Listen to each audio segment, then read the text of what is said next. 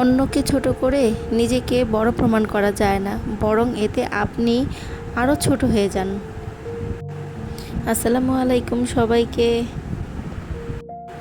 আমি আরিফিন বলছি, আরিফিন লাইফলাইন থেকে সবাইকে স্বাগতম। কেমন আছেন সবাই? আশা করি আল্লাহর রহমতে সবাই খুব ভালো আছেন। আমিও আল্লাহর রহমতে খুব ভালো আছি। আমাদের এই ব্যস্ত জীবনে সকালের শুরুটাই হয় ব্যস্ততা নিয়ে। সকাল সকাল চলে এলাম রান্নাঘরে। রাতের যে ইনকমপ্লিট কাজগুলো ছিল এগুলোই করে নিচ্ছিলাম।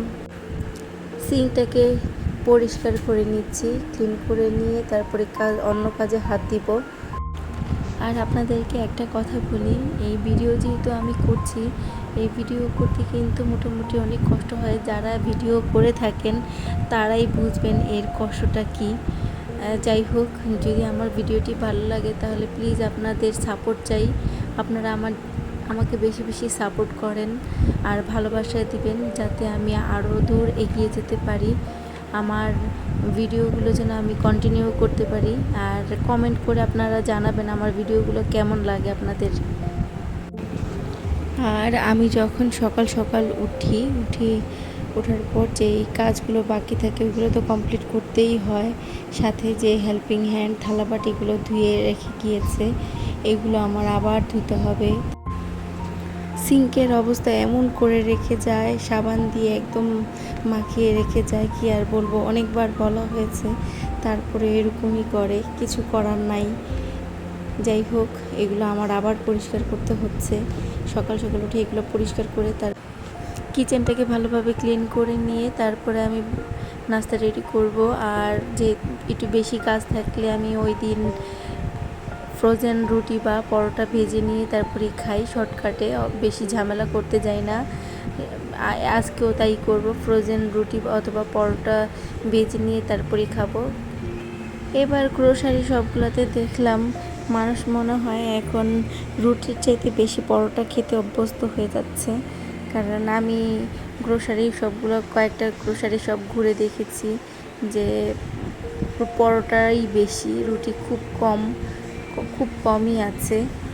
যাই হোক, আমি একটা রুটি যেটা ছিল ওইটা আমি নিয়ে এসেছি।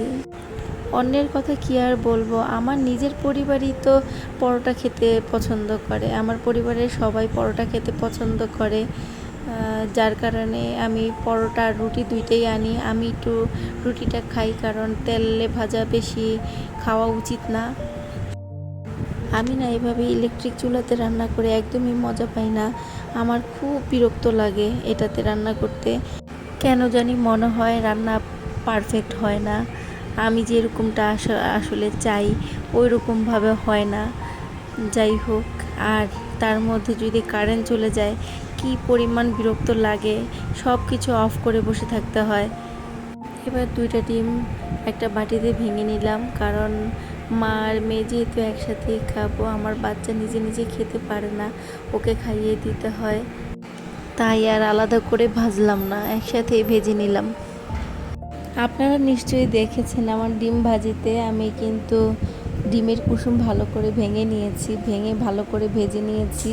কারণ এই ডিমের কুসুমটাতে ব্যাকটেরিয়া থাকতে পারে, আমি জানি না, হয়তো বা থাকতে পারে। আর এটা আমি যখন জেনেছি যে ভালো করে ডিমের কুসুমটা ভেজে খাওয়া উচিত, এরপর থেকে আমি ডিমের কুসুমটা ভেঙে খাই। আগে আমি ডিম পোস্ট করার সময় ভালো করে ডিমের কুসুমটা কাঁচা রেখে দিতাম, আর এখন আমি ভালো করে ভেজে তারপরে খাই। আজ দুপুরে রান্না করব পোলাও আর গরুর মাংস। এটা রাতেও চলবে আমাদের, এই জন্য বেশি করে একটু চাল নিয়েছি। আজ আপনাদের সাথে কিভাবে পোলাও ঝরঝরে করে রান্না করে তার কিছু টিপস শেয়ার করব। অনেকে হয়তো বা জানে, আবার অনেকে জানেন না। যারা জানে না তাদের জন্যই এই টিপসগুলো। পোলাও ঝরঝরে এবং পারফেক্ট করে রান্না করার জন্য প্রথম যেই টিপসটা ফলো করতে হবে সেটা হলো, আমি যেই পাত্র দিয়ে চালটা মেপে নিব সেই পাত্র দিয়েই আমি পানিটা দিব। যেমন আমি যদি 1 কাপ চাল নেই তাহলে আমি 2 কাপ পানি নিব, তার ডাবল নিতে হবে পানিটা। দ্বিতীয় টিপস হলো চালটাকে খুবই ভালো করে ধুয়ে নিতে হবে। আমি যতক্ষণ পর্যন্ত পানিটা ঘোলা থাকে আমি পানিটা সাদা হওয়ার আগ পর্যন্ত ভালো করে ধুয়ে নিই। তেলের মধ্যে চাল দিয়ে ভালো করে ভেজে নিতে হবে। অনেকে এই ভুলটা করে, যারা না অল্প ভেজেই তারপর পানি দিয়ে দেয়। যদি এরকমটা হয় তাহলে চালের একটু নরম হয়ে যাওয়ার সম্ভাবনা থাকে বা একটু মাছ ভিতরে একটু শক্ত শক্ত থাকার সম্ভাবনা থেকে যায়। এই জন্য চালটা যদি ভালো করে ভেজে নেওয়া হয় তাহলে চালটা এরকম হওয়ার সম্ভাবনা খুব কমই হয়। ভালো করে ভেজে নিয়ে যখন ঝরঝরে হয়ে যাবে চালটা, তখন এটার মধ্যে পানি দিতে হবে। আর এটা গরম পানি বা ঠান্ডা পানি দুইটা দিয়েই করা যায়। অনেক সময় আমার হাতে অল্প সময় থাকলে আমি ইলেকট্রিক কেটলিতে পানিটা গরম করে নিয়ে তারপরে আমি পানিটা দেই। আর যদি আমার হাতে সময় থাকে তাহলে আমি ঠান্ডা পানি দিয়ে দিই, ঝামেলা করতে চাই না। ঠান্ডা পানি দিয়ে আস্তে আস্তে রান্না করি। যে আবার অনেক সময় দেখা যায় চুলার মধ্যে গ্যাস থাকে না, তখনও আমি এই কাজই করি, গরম পানিটা দিয়ে তারপর করি। ঠান্ডা পানি দিয়েও করা যায়, দুইভাবেই সুন্দর হয় পোলাওটা। আমার প্রায় শেষের দিকে রান্না। আমি এইভাবে ঢাকনা দিয়ে ঢেকে চুলাটা বন্ধ করে দিয়ে ছাদে চলে এলাম। সুবহানাল্লাহ, এসে দেখি কাঠগোলাপ ফুটে আছে আর রেইন লিলিও ফুটে আছে। আমার এত ভালো লাগছিল। আবার আরেকটা দেখলাম যে ছাদের ড্রাগনও পেকে গিয়েছে, তাই আমি ড্রাগন ফলটা পেরে নিলাম। দুইটা ড্রাগন পেকেছিল। নিজের গাছ থেকে এরকমভাবে ফল হারভেস্ট করার মজাই আলাদা। আমার যে কি ভালো লাগছে, আমি নিজে হাতে এইভাবে ড্রাগন ফল পেরেছি। মানে এটার শান্তি অন্যরকম, আমি বলে বোঝাতে পারবো না। যারা এরকমভাবে হারভেস্ট করে নিজের গাছ থেকে ফল, তারাই বুঝবে শুধু এর আনন্দটা কি। আলহামদুলিল্লাহ, আলহামদুলিল্লাহ। এই যে আমি এখন কেটে নিব। দেখুন ড্রাগন ফলটা এর আগেও আমি পেরেছিলাম, তবে এত টেস্ট লাগেনি। মাশাআল্লাহ, এবার এত ভালো লেগেছে, মিষ্টি হয়েছে। আসলে কেনার ড্রাগনটা এত টেস্ট লাগে না, যেটা নিজে হাতে বুনলে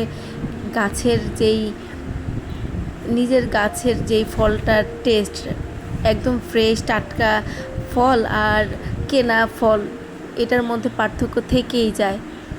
তা আলহামদুলিল্লাহ, আমি এর নিজের গাছের ফলের টেস্ট পেয়েছি। আমার বাচ্চা ফল খেতে চায় না, তারপরেও কালারফুল জিনিসের প্রতি বাচ্চাদের এমনি আকর্ষণ থাকে, যেহেতু ড্রাগন ফলটা লাল। আর আমার বাচ্চা এই জন্য খুব ছিল খাওয়ার জন্য, যে কখন ফলটা খাবে, কিন্তু ওর খাওয়ার প্রতি কোনো নাই। ও এই কালারফুল খাবারটা দেখে যে এত খুশি হয়েছিল, আমি বলে বোঝাতে পারবো না। ওকেই বলেছিলাম যে মা তুমি ভিডিও করো, আমি ড্রাগন ফলটা কাটি। তারপর ও আমাকে এই যে দেখুন কাপা কাপা হাতে ভিডিও করছিল, আর আমি কেটে দেওয়ার পর ও নিজেই টেস্ট করেছে। মাশাল্লাহ, মাশাল্লাহ। ও এই যদি আজকের এই ভিডিওটি আপনাদের ভালো লাগে তাহলে প্লিজ আমার চ্যানেলটি সাবস্ক্রাইব করতে ভুলবেন না। ধন্যবাদ সবাইকে।